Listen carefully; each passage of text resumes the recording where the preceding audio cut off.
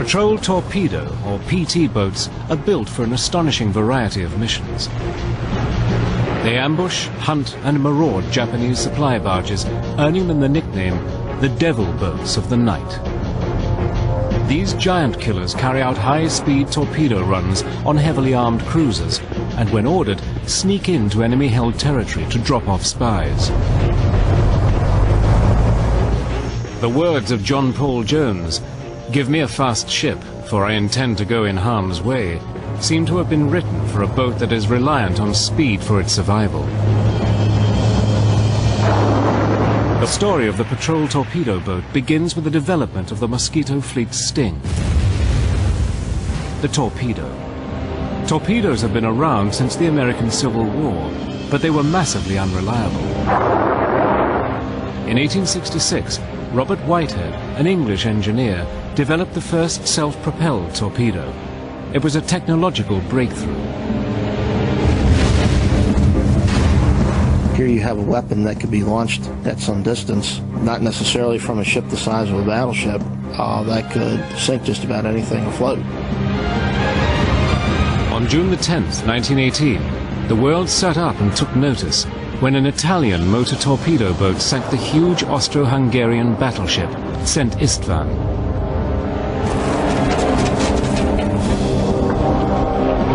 Despite this spectacular success for the small torpedo boat, America concentrated on building up her fleet of big battleships and later aircraft carriers. Surrounded by deep oceans, its navy had no place for a fleet of motor torpedo boats that were designed for narrow seas and coastal waters. During the 1920s and 30s, a new pastime swept the USA: speed. Hundreds of thousands watched as adrenaline-fueled speedboat racers competed in a series of death-defying duels. The technologies used by these super-fast craft would later shape the design of the PT boat. One of the leading British innovators was Hubert Scott Payne. In a legendary race of the interwar years, Scott Payne's futuristic boat, Miss Britain III, just lost out to American legend Gar Wood in his four-engined Miss America 10. Scott Payne and Wood's futuristic craft traveled at top speeds of over 100 miles per hour. This would later take inspiration from their lightweight materials and high-octane engines to provide the PT boat with the 45 knots it would need to survive in combat.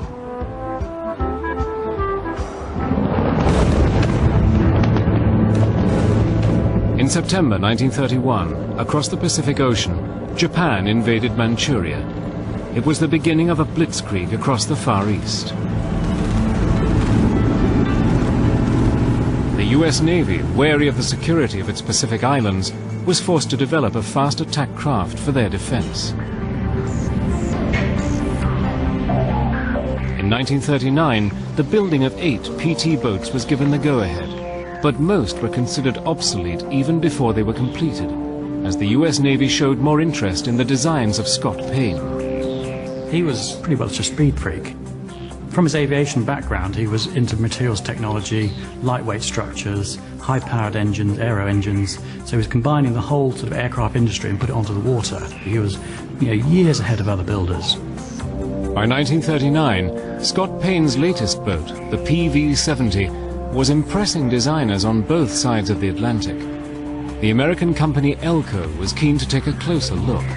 Owen Chase, the chief designer from Elco, came to the British Powerboat Company, went out on trials on the PV-70, and were just amazed at its seakeeping qualities and the way it could take large amounts of armament with relative ease. It was quite a phenomenal boat. At the same time in Europe, Hitler's Nazis had begun their onslaught. On September the 3rd, 1939, war was declared.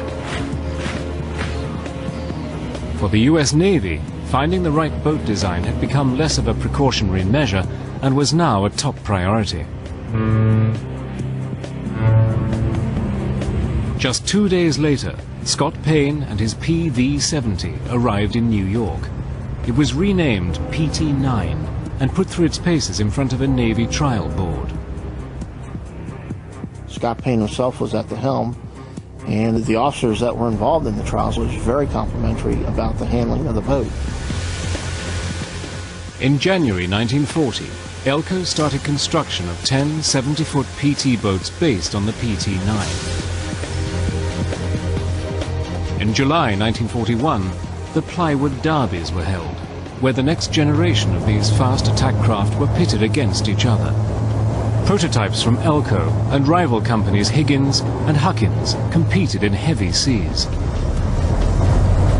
But it was the Elco boat, based on Scott Payne's designs, that emerged as the victor and won the lion's share of the Navy's contracts. PT-9 was basically the prototype for all PT boats to follow. Now, that's not quite the truth, the whole truth, and nothing but the truth. Andrew Jackson Higgins had his own ideas about how a boat should be designed, but the 70-foot Elco that the PT-9 was based off of was pretty much the mainstay of the early part of the war. Elco, Higgins and Huckins went on to build over 500 PT boats for the US Navy. An Elco 80-foot redesign was constructed to deal with heavy armament, and this became the Mosquito Fleet's main vessel. Built around a mahogany frame, the fully war-loaded 80-foot PT boat weighed in at 50 tons. Aircraft fabric soaked in marine glue was sandwiched between 2 layers of mahogany planking. This, along with nearly 500,000 screws, gave the wooden wonder its strength. Below decks, the powerhouse. 3 12-cylinder Packard engines were fed by aviation fuel stored in tanks that held 3,000 gallons. At full throttle, 500 gallons an hour were needed. The boat carried 2 twin 50-caliber machine guns. Later, a 20mm cannon was added to increase its sting against aircraft. As the boats took on different enemy targets, more machine guns and even mortars were put in place. Most boats carried 4 Mark 8 torpedoes with a range of over 5 miles and an awesome 300-pound warhead. The PT boats would not have to wait long for action. As the Japanese advanced, they would be at the heart of one of the most audacious rescue bids of the Second World War.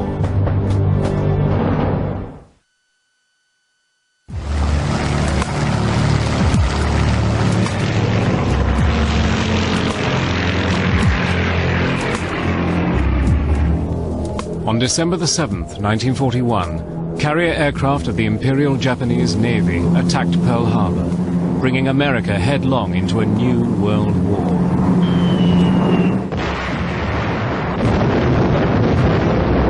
Within 55 minutes, 2,400 people were dead, and the main battle line of the American Pacific Fleet was crippled. Amid the chaos and carnage, 2 gunners on board one of the new PT boats were credited with bringing down the first Japanese aircraft of World War II.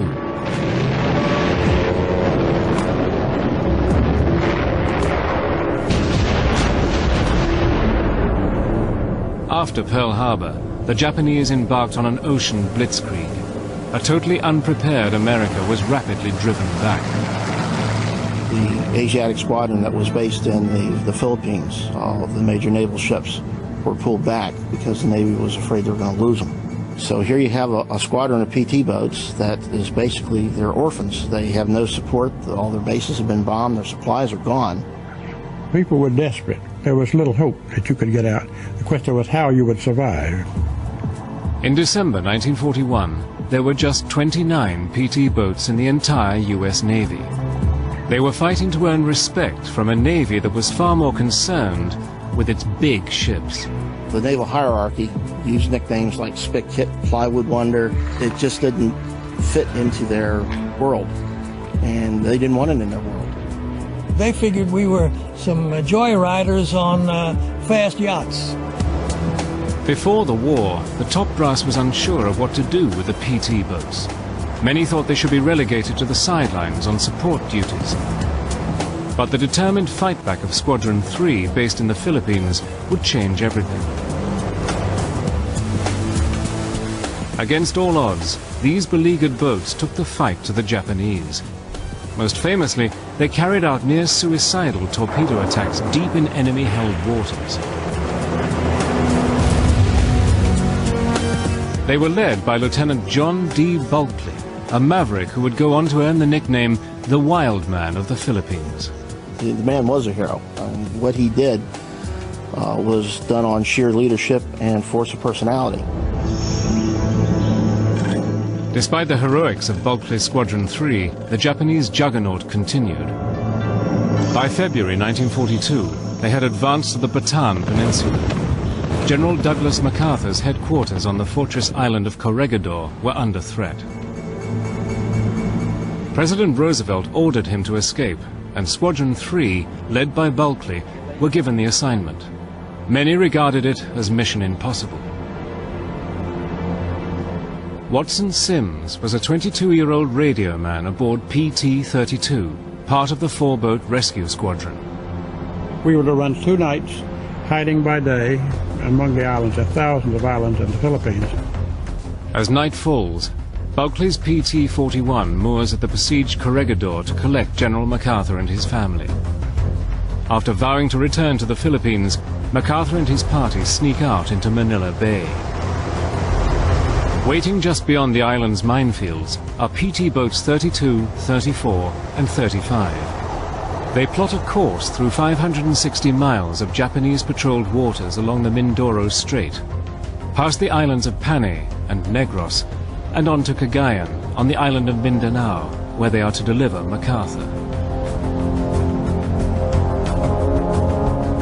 The squadron moves out into deeper and rougher waters to avoid enemy lookouts on the surrounding islands. Below decks, MacArthur is seasick.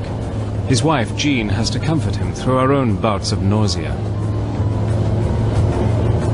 In the pitch black, running on wrecked engines that have gone 3 months with little repair, the PT formation begins to separate.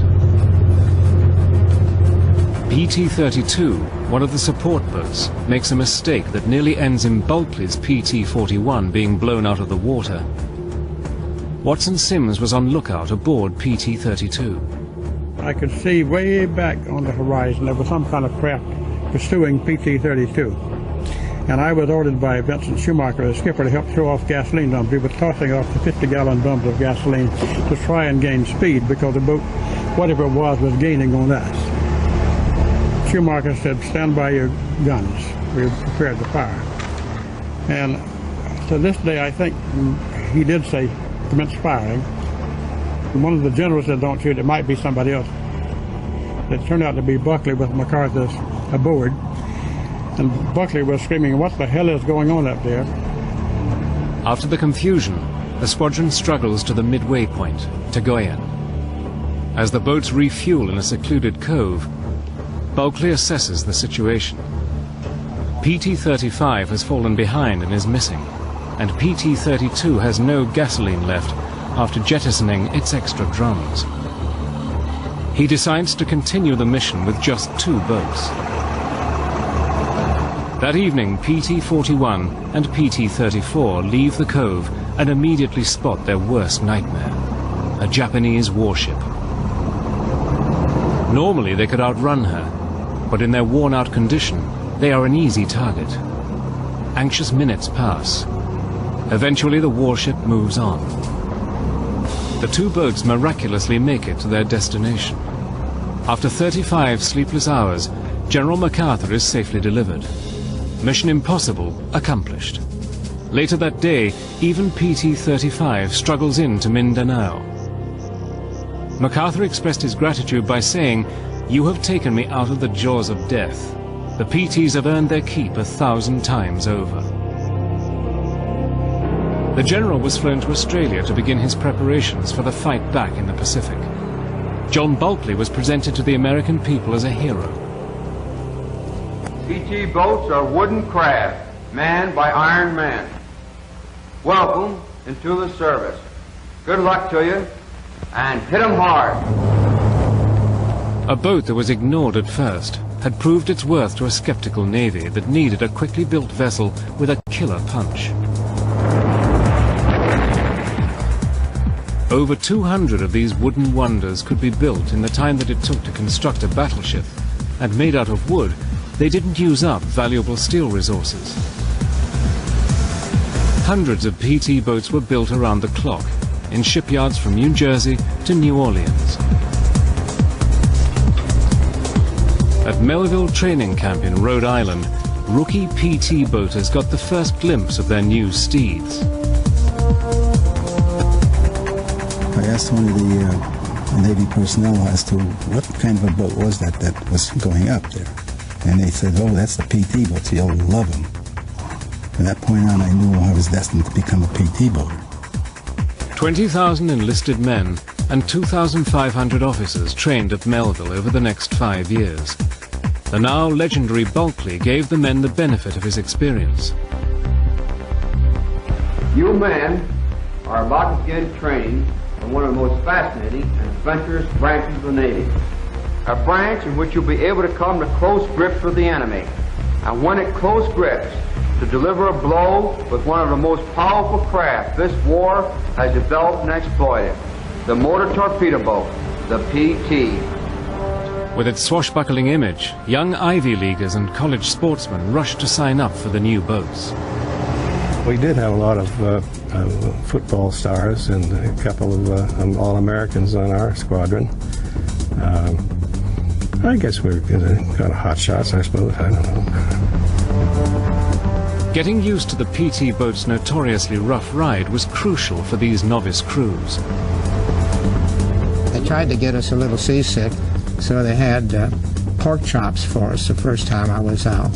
Some of the trainees had a little trouble keeping the pork chops down, I can tell you. The graduates of Melville would soon be put to the test.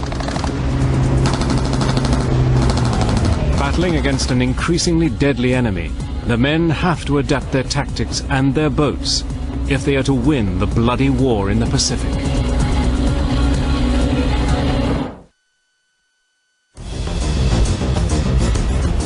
August 7th, 1942. The fight back in the Pacific begins when US Marines invade Guadalcanal. The Japanese ran destroyers along the Slot, a deep channel of water that separates the Solomon Islands. Nicknamed the Tokyo Express, they carried essential supplies to enemy forces on Guadalcanal. Orders were given to stop them from reaching their terminal. For its crews, the PT boat was about to become a true home away from home. A typical PT boat provided fighting and living space for 2 officers and 10 enlisted men. Above decks, gunners were positioned throughout the boat, at the bow, amidships, and at the stern. The torpedo man was located next to the tubes or racks to loose the deadly fish during a run on an enemy ship.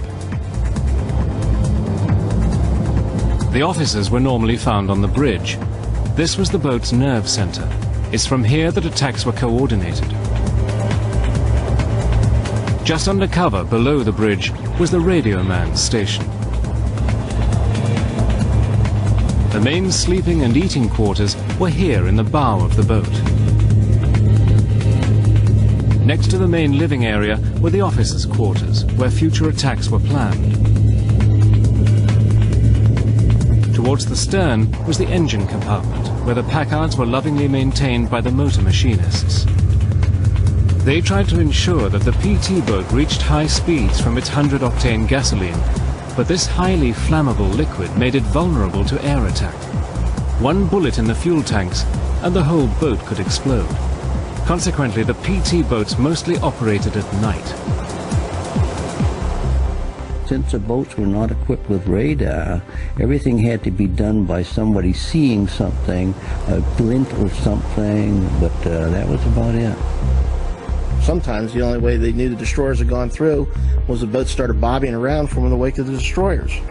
And then when the boats did go into attack, then launch their torpedoes and hope the torpedoes didn't flash, hope the torpedoes ran right. If the destroyers spotted them, they would open up and run like all get out, trying to get away.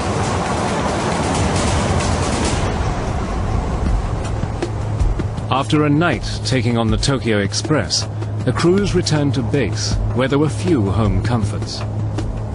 These men were at the end of the supply chain, and it showed in their ragtag uniforms. Mostly it was dungarees and shirt, t-shirt or no shirt at all.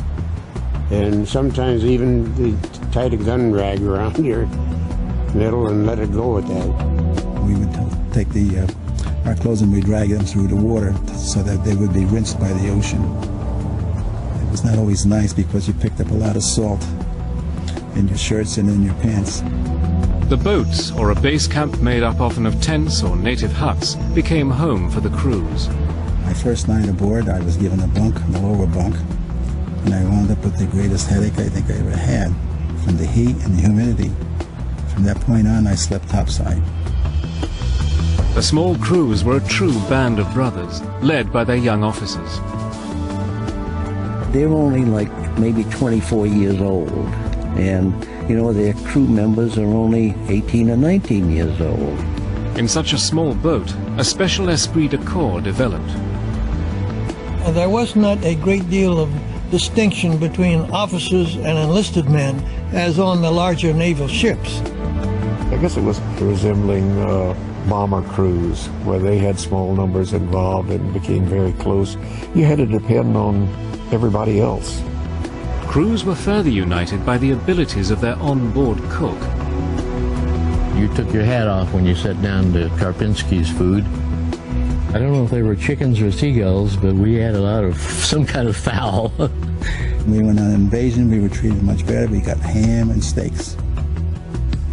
After a few days, we ran out of the ham and steaks. Then we had cans of Spam. He had no limit on the Spam. Food would sometimes be accompanied by the PT boater's favorite drink, torpedo juice. Taken from the torpedo's fuel, it was nearly 100% alcohol. If you put about a teaspoonful into an 8-ounce glass, it made a pretty good drink. They had a still going quite often, and they were distilling the stuff out. It was really powerful. They put a poison in it, so you had to get that out of there. But I've known taking a loaf of bread, cutting the heels off of it, and filtering it through that. So this guy had a canteen hanging on his belt, and I said, "Man, could you give me a drink of water?" And I took a big swig out of that, and it wasn't water. It was torpedo juice. And I thought I was on fire. I just about jumped over the side.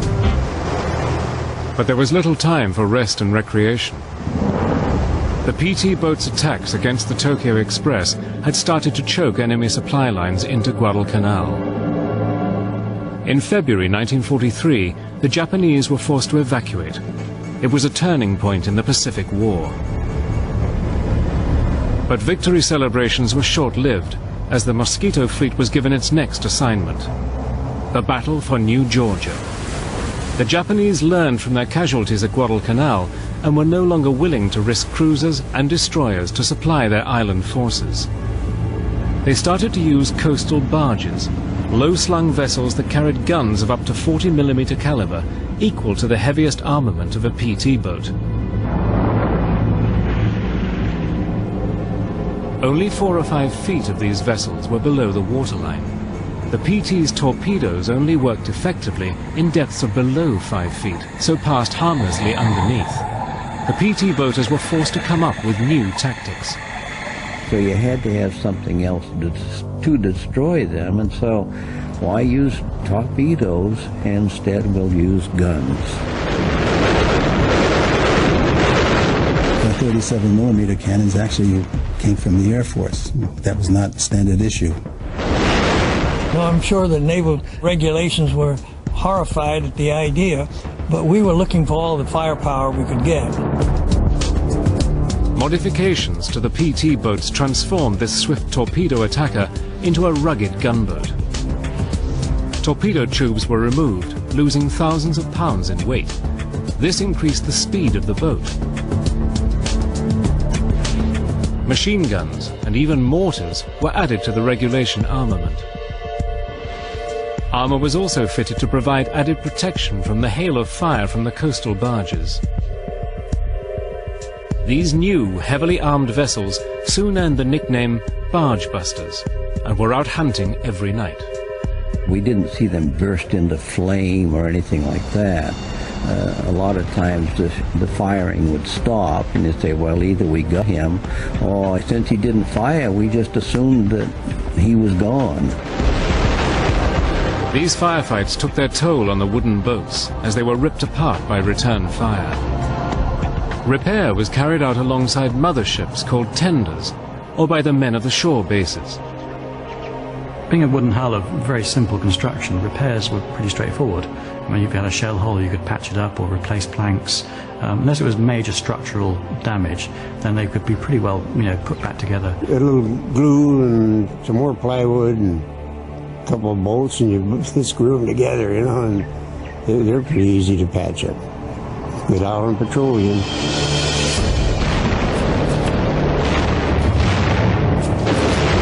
Whilst the Devil boats fought their way through the hell in the Pacific, in Europe, they were at close quarters combat with Nazi Germany and its ally, Italy. These 50 tons of fast fighting fury worked closely with the motor torpedo boats of the Royal Navy that had been fighting to keep Britain's shipping lanes open. They were eager to share their giant-killing tactics with their new allies.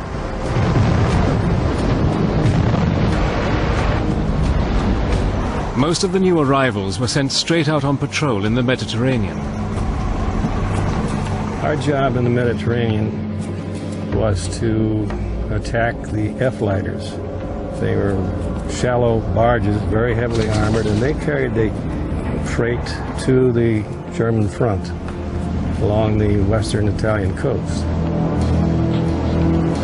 The F-lighter was 170 feet long and could transport 120 tons of cargo, including the fearsome Tiger tank.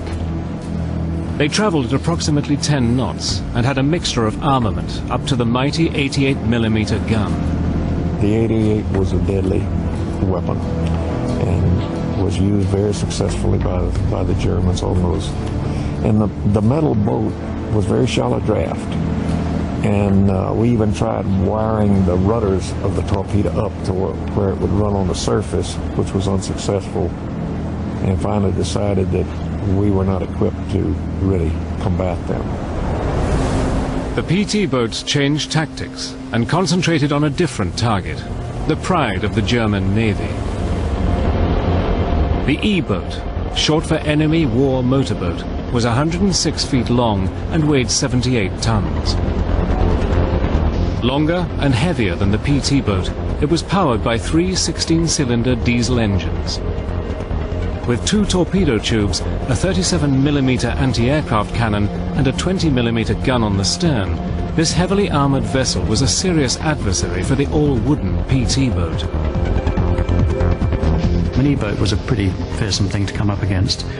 Similar sort of speed, 43, 44 knots. A lot more firepower, but not as maneuverable as a PT boat. PT boats would attack in groups and packs, and it was an element of surprise that would outwit the Germans. In the Mediterranean, the Devil boats hunted for their prey using the new technology of radar. They patrolled in threes, sailing side by side until the chance came to unleash their torpedoes.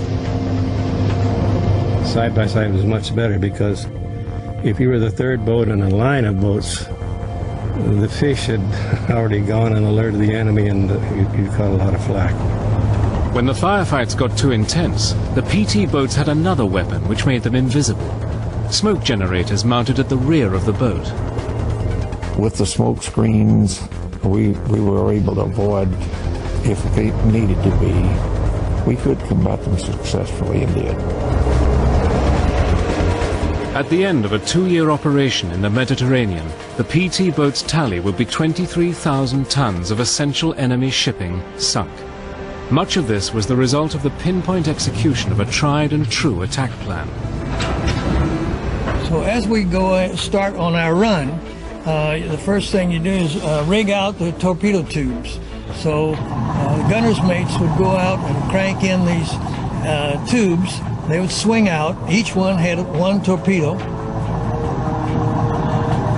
When you hopefully get a visual sighting, and there's a little torpedo gauge affair that you use to, not very exacting actually. You would settle down so so that you weren't waving too much, and yell fire, and it would fire the 5-inch shell. The gas from the shell going off drove the torpedo out of the tube. Then you would wait and hope you would see an explosion. Then we would usually beat a hasty retreat.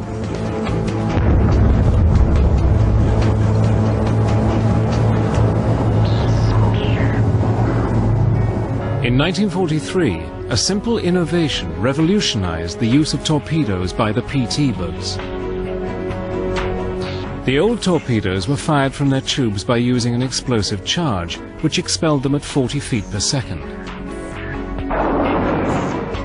But the accompanying flash often gave the boat's position away during a night attack. A lightweight rack system was developed. This enabled the torpedoes to roll off the side of the boat. On release, the torpedo's motors started and powered the fish to their prey. This rack system was more efficient and lighter. We lost about 2,000 pounds per torpedo getting those big tubes off and getting this little simple rack. And from then on, the boats were faster and the torpedoes were more accurate. In July 1943, Allied forces invaded Sicily. As the drive into occupied Europe began, the PT boats patrolled the beachheads and defended ground troops where coastal minefields made it too risky to use deep draft vessels.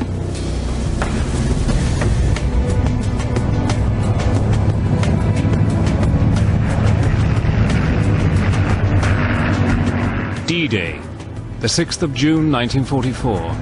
The largest amphibious invasion force in history was amassed. Protecting the 5,000 Allied ships was a squadron of PT boats. Clyde Combs was a 20-year-old on board PT 515. During the invasion, the purpose of the PT boats basically initially was a screening operation for the landing forces that went into the beaches at Normandy. We were blowing up floating mines with our 50 caliber machine guns.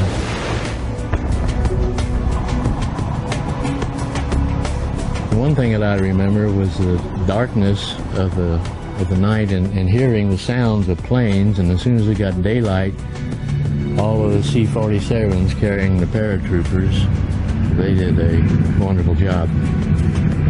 From our station point, you could see the landing craft. We were probably maybe half a mile offshore. Throughout D-Day and the days beyond, the PT boats were on lookout at the western end of the invasion fleet for any German naval counterattack. We were constantly on alert with the radar again, but in our particular area during the early days of the invasion, the E-boats had stayed on around the other side of the Cherbourg Peninsula. The invasion of France signaled the beginning of the end for the Nazis. But the war against the Japanese still had to be won. In the Pacific Ocean, a 26-year-old lieutenant who would later become president faced an ordeal that would become the most famous PT boat story of World War II. By August 1943, the PT boat and its constant attacks against the coastal barges and the warships of the Tokyo Express had started to take their toll. The factories in America had supplied these Pacific raiders with squadrons of new boats, and the men who sailed in them were keen to take their fight to the Japanese. On the morning of August the 2nd, a young lieutenant named John F. Kennedy is out commanding PT 109, which is part of a 15-boat group patrolling off the island of New Georgia. Jack was a very popular fellow. People admired him. He was just a good officer. He just was. That's all there is to it. He was a great boat handler, having had experience up north and right his home, you know, in sailboats and things. He had a little wind-up Victrola, and he brought records. And so he'd play those records, and we'd listen to it.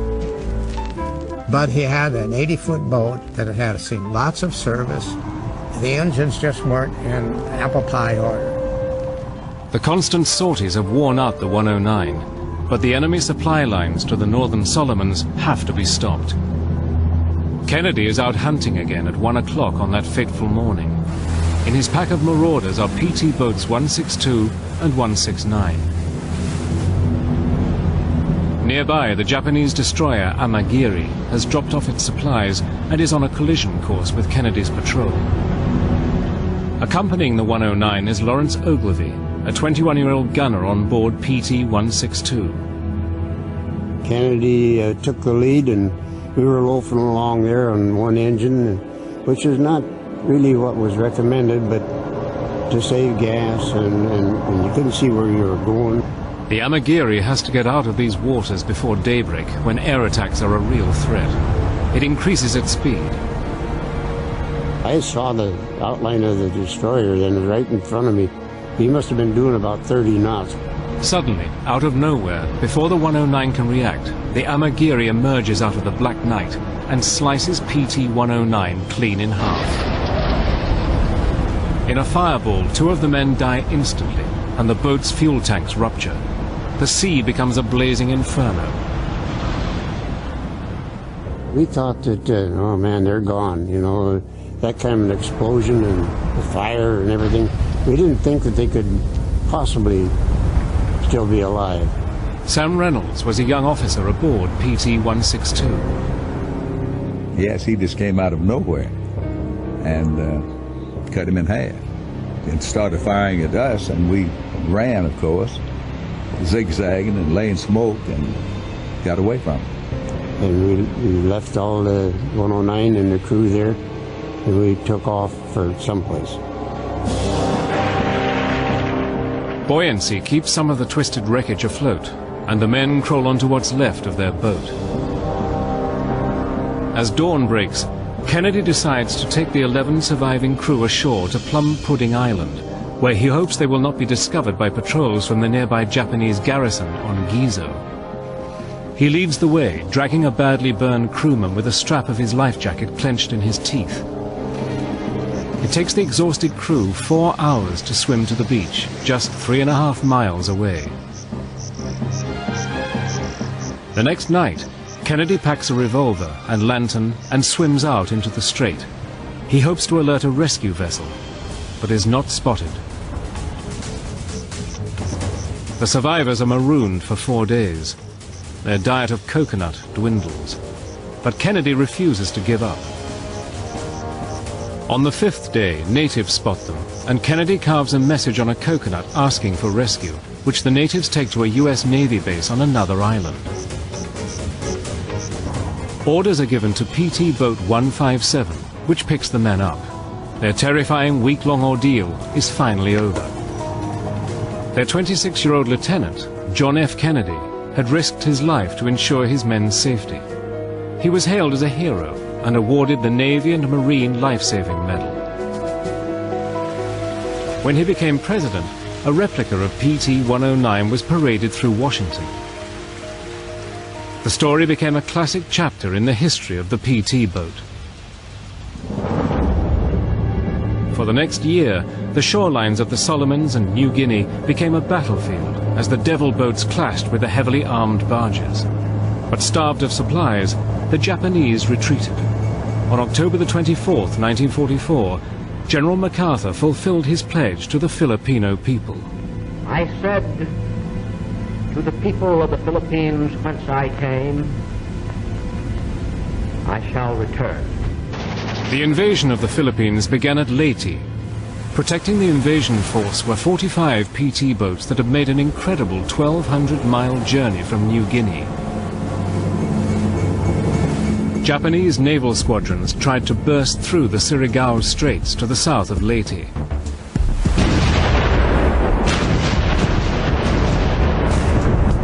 PT boats would act as scouts for the US battleships and cruisers. Frequently they found themselves in the first line of defense and came under attack from enemy gunners and aircraft. When someone said there were aircraft approaching, you began to weave back and forth, and once he settled down into his approach, that's when you gave full throttle and turn one way or the other. And the whole time you tried to bring your guns to bear, but we would never stay long enough for him to line up. On March the 2nd, 1945, PT boats proudly took General MacArthur back to Corregidor, from where he'd escaped nearly 3 years earlier. The Mosquito fleet had come full circle. The PT boats continued the fight until the final victory over Japan, but there was no place for them in the post-war fleet. Built out of wood, not metal, there was no way they could be mothballed for future use.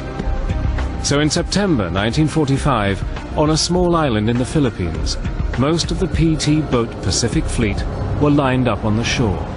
I had been assigned to Base 17, and at that time that was where they had brought a lot of these boats onto the beach. Without ceremony, one by one, the PT boats were set ablaze. You just kind of piled them up like kindling wood and burned them. You did all you could to protect that boat for the time that you were on it, and then to just see it burn, you know, like it was nothing, you know, that's kind of hard. Maybe you could compare it to a wonderful automobile that you had, and you saw the thing crushed to pieces or something, you know, a sadness maybe. Obviously there's a certain communication between you and the boat, and then to see it go up in flames, it just didn't seem right. 121 boats were destroyed in this vast funeral pyre at Samar Island. It was an ungracious end for a boat that had done such an amazing job.